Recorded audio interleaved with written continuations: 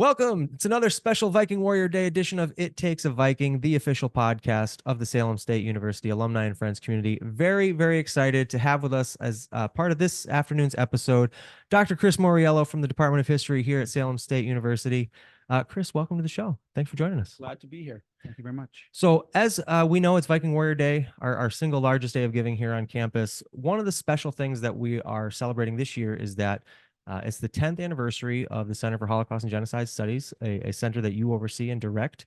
And we'll talk about that in just a little bit. But before we do, I think it's important for the people that are watching who may not know you, let's introduce you to them a little bit. So tell us a little bit about yourself and how you ended up at Salem State. Well, thanks for having me. My name is Chris Mauriello. I'm a professor in the history department, and I'm also director of the Center for Holocaust and Genocide Studies. I began here actually in 1995. So I'm 29 years. I've been teaching here at Salem State University. And it's been my only job after my PhD that I received in 1995 from Brown University. So it's been a wonderful 29 years. I've had a lot of different roles on campus. The Center for Holocaust and Genocide Studies was started 10 years ago, and that's my current role. So I do teaching at the undergraduate and graduate level, as well as direct the center and the staff and the faculty fellows who work there. And obviously the Center for Holocaust and Genocide Studies, a center of very specific topical interest. But I also understand that that's an area in which your scholarly work lives as well. And so what was it about kind of researching that kind of that subject matter, that area that made you want to go into it and obviously and be a professor, but now, and are you the founding director of the center as well? Yes. Okay. So understanding all of that, what was it about that specific area that made you kind of want to go into that area of research? Well, actually, my PhD field, when I was doing my dissertation, was looking at the emergence of mass democracy in Europe in the interwar years between 1919 and 1930 in Europe, comparative study. And I remained very interested in democracy, how democracies flourish, how democracies fail. In my research that I was doing in that period, I took a number of German history courses and learned German and worked very closely with the Germanist in my PhD program. And he said something to me that ended up being very prophetic. He said, if you study German history long enough, you will end up studying the Holocaust because of the moral and ethical questions that it raises. So I had no intention of going into Holocaust studies. I was going to do a modern European history, intellectual and cultural history of modern Europe. And when I came to Salem State, I started teaching modern Europe, modern Germany, modern France, and the Holocaust. And I found that my students really were interested in the Holocaust and really interested in World War II. So I put that into my regular rotation of courses. And as I got deeper and deeper into preparing for my courses and rereading some of the work that I was doing, I began to research much more in the history of World War II, and then the Holocaust came part of that. So it's been a real evolution from democracy, failures of democracy, to the Holocaust in World War II. And now I'm actually thinking back much more about democracy again. So I'm coming full circle back to that. And I think the Holocaust is a really interesting venue and area to study, looking at not only human behavior, but looking at political conditions, economic conditions, and also the fragility of democracy. And so understanding from the academic side, the history of it itself, but also in your work as an educator, making sure that we do everything we can to make sure history doesn't repeat itself, but also acknowledging that the Center for Holocaust and Genocide Studies is focused on the Holocaust as well as other areas in genocide too. And so can you talk a little bit about what the center does kind of on a day-to-day basis? I know there's been a plethora of programming on campus, but I know there's also been some student trips that have happened and things like that. Can you talk about that a little bit? Yes. Holocaust studies, I think, to be very fruitful, needs to be put into a context of comparative genocide studies. The Holocaust was not the first genocide, and unfortunately it wasn't the last genocide. So what we do with our students down at the center and with our faculty fellows is we primarily do three things around comparative genocide studies. Number one is we run public programming. We bring scholars from around the world to Salem State, and just Salem's a wonderful place to invite people to because people want to come here. We just invited somebody from England for next September. And she was excited to come to Salem and spend 3 days in Salem and teach one of our classes and also give a lecture at night. But it was Salem that drove her here. So I always say, like, it's a great place to have a center because people want to come here. We're not in the middle of nowhere. We're a very kind of vibrant, cosmopolitan and progressive city, and people want to visit there. So we have public programs such as the one we're having in September. And we try to educate the general public in our community and our campus around issues of mass violence, issues of war and conflict that ultimately are the context for genocide. In doing so, we believe that we raise consciousness about anti-Semitism, prejudice, racism, ethnic kind of othering, that also are essential ingredients to genocide. So we think we serve that public purpose and community purpose. We also have a very active scholarly community. We have faculty fellows who get release time from teaching to work with us as research fellows. And those scholars are working on topics that could be as wide as Bosnia, the Bosnian genocide. We have scholars that are working on Rwanda. We have other folks who work on issues of geography and the Holocaust. And doing so, we created a certificate program at the graduate level, which is called a Certificate in Holocaust and Genocide Studies, 15 credits of interdisciplinary coursework. One course on comparative genocide, and then they have electives. If you take my Holocaust graduate course, this is all at the graduate level. And they take courses in philosophy, they take courses in literature, they take courses in geography and psychology and history. And it's a really great collection. We have about 25 students now who are matriculating into the program. Some of them are doing the master's in history and the master's in English, and this is an add-on. And that gets me to like the third piece that we do, which is increasingly important role in the center, which is teacher education. In 2021, former Governor Baker signed into law the Genocide Education Act, in which all middle and high school students are required by state law to be introduced, or at least to learn about the Holocaust and genocide. And it's not very specific what they have to learn, but they have to learn something about genocide and understand the genocide conventions. And we've trained approximately 300 teachers in 17 different school districts over the course of 2021 to the present on workshops that we do with them on campus and other professional development with them. And they've received grants from the state, and then we, as a grant partner, work with them. And part of that also is those teachers have joined us on our study and travel trips. And people who know me know that I'm passionate about international travel and experiential learning. And our students travel with us to sites of genocide and mass atrocities. This year, I'm taking a group of around 26 students, 2 faculty members through our Center for International Education, from Amsterdam, from studying Anne Frank in the Anne Frank House in Amsterdam, through the battlefields of Bastogne near Luxembourg City. And then we'll end up at the Buchenwald concentration camp in Weimar, Germany, and then spend 3 full days in Berlin. Students really love these study and travel trips because they're organized by the university. They're very well kind of coordinated. They get to meet students and others from Europe, and they learn about history while being in the sites where these things happen. What an extraordinary opportunity for our area colleagues that might be interested in this, our master's level students, our undergraduate level students. I mean, certainly something that they may not otherwise be exposed to. And I feel privileged to say that when I was younger and in high school, as part of a, so to speak, study abroad trip, I had the opportunity to visit Dachau in Germany, and to be there and be present in the middle of it, it's incredibly moving and humbling, and even now, is 20 some odd years later, having been there, it's obviously still a topic that's very, very relevant, and making sure that it's studied appropriately and it's chronicled appropriately, and those that were lost in these atrocities, their lives and memories are remembered. So thank you for the tremendous work that you're doing on their behalf. Thank you. Yeah, I just want to add that it's particularly rewarding to travel with Salem State students. Many of our students haven't had the opportunity to travel internationally for economic reasons, but also because they have not developed the confidence to do so.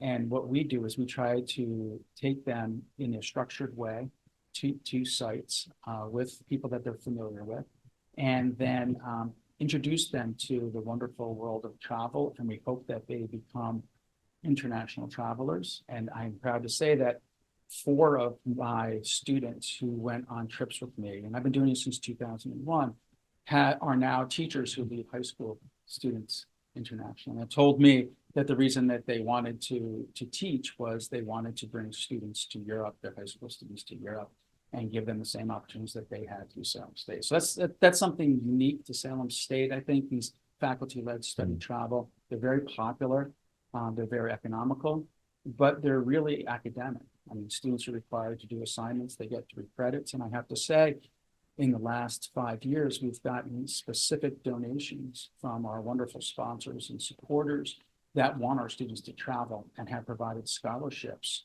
to pay for the course credit associated with the study and travel. So that takes the economic burden off our students, and they can kind of relax, they can take some time off of work, and they can be real students, fully immersed in study, travel, and learning. So, and you've segued very nicely into the next thing that I wanted to ask you is that, understanding that all of this work, while we would love it to be free and open to everybody, it does come at a cost. And so acknowledging that, as we recognize it's Viking Warrior Day, our day of giving here at the university, a lot of what happens in the Center for Holocaust and Genocide Studies wouldn't be possible without organizations like Cummings Foundation and Combined Jewish Philanthropies and all of the incredible individual donors and organizations that have supported this work for the last 10 years.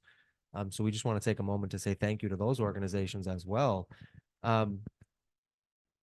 But shifting gears for a moment, as we sit here in your office in the Sullivan Building, and we look at your many scholarly collections behind us here, we would be remiss if we didn't at least acknowledge too that the Mauriello name, in a historical perspective, is a pretty strong pedigree here at Salem State as well. And so you are a descendant of, a family member of the iconic, what we in the alumni office very affectionately refer to as the Mauriello sisters. I believe they're both your aunts, if that's correct. correct.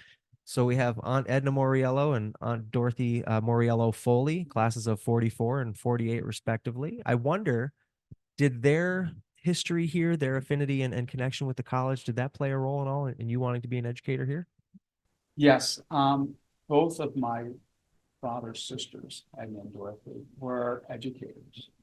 And I can tell you a funny story because I come from a family of 5. We're the New York branch of the family. My father moved to Poughkeepsie, New York, to work with IBM as a financial analyst at IBM. And so we would vacation because my father thought it was clever that he would take 5 kids on vacation to Swampscott to the beach. And he was going to his sister's house, right? And it didn't cost him anything. So he was taking his 5 kids on a summer vacation in Swampscott. So I have distinct memories of being a young man, and I was very close, particularly with Edna. And I was fascinated by what Edna did during the day. And she used to teach summer courses here. So while I was waiting for her to get out of her summer classes, I used to throw a tennis ball against the side of the Sullivan Building as a young man and just playing catch with myself and waiting for Edna. And I realized that it's not in this side of the building, the other side of the building, the parking lot, that I was probably a 7-year-old boy throwing a ball against the Sullivan Building in the building where I would teach and spend my career. No idea of that would happen. But after graduate school, I wanted to stay on the East Coast. I had, other opportunities to when I finished my PhD. When the opportunity came to teach as a 1-year temporary at Salem State while I was still finishing my degree, I was writing my dissertation at that point, I really loved teaching here. And what I told my dissertation team back at the university was that I really want to go to a teaching university. And they said, well, you have such scholarly potential, you're doing all this writing, do you want to be teaching such a heavy load in terms of the teaching load at a teaching university? And I said, I really want to be, I want to be a teacher scholar. And I think I can do both. And I don't want to teach, I was at an Ivy League school. And I really was excited by my Salem State students because I thought they were very appreciative. They would actually say thank you for holding office hours with them. There was no sense of entitlement. They were wonderful and they remain wonderful students, very well grounded. And I really enjoyed watching them grow and develop. And And I really fell in love with the university, and I fell in love, but primarily with my colleagues here in the history department who have been a warm and supportive group, really fun. We've had a great time, both on and off campus. And I really liked the fact that I could do pretty much what I wanted to do. I didn't feel constrained in any way that I had to fill a certain role. I had to publish a book every 4 or 5 years. That if I was a good teacher and a good advisor and a good scholar, that I would be rewarded here. And I have been rewarded here. I've been secondary education coordinator here. I've been faculty coordinator for instructional technology here. I have been the department chair from 2007 to 2012. I have been now director of the Center for Holocaust and Genocide Studies. So I've been able to be an administrator and a leader, as well as a faculty member and a colleague and friend to a lot of people. So Salem State has, for me, been the perfect place for me to land, and it's not disappointing. And, you know, it's funny, as we mentioned, you know, Dr. Mauriello, on Edna, more affectionately probably for you, who was the dean of women here as after being a 1944 grad for many, many years.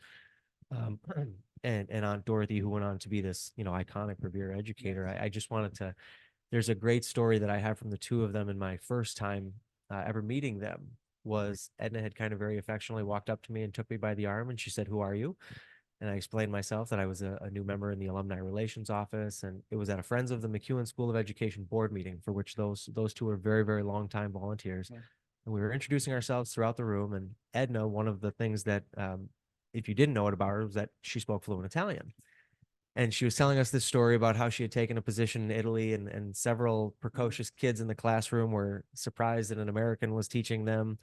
And they said a number of things under their breath to her. And then she immediately began the classroom speaking fluent Italian to them, and watched their faces, the blood draw from their faces, as they all realized she knew exactly what they were saying. So just a quick funny story. But also, I know in addition to Aunt Edna and Aunt Dorothy, the family roots run very, very deep here. I know you probably have some cousins that have come here. I think your wife is a graduate, a double graduate as well. So the Mauriello family roots run very, very deep here at Salem State.